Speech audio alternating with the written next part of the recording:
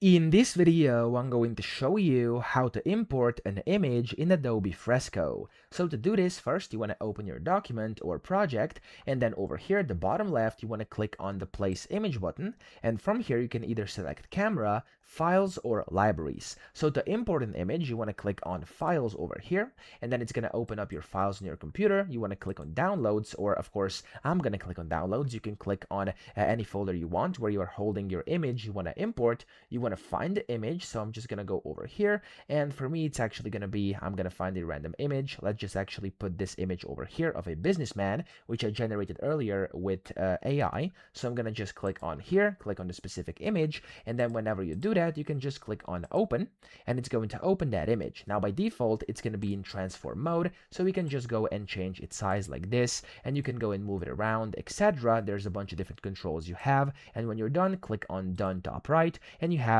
an imported image on a separate layer over here inside your file. So I hope this video helped you out. If it did, please subscribe to the channel and help me out as well.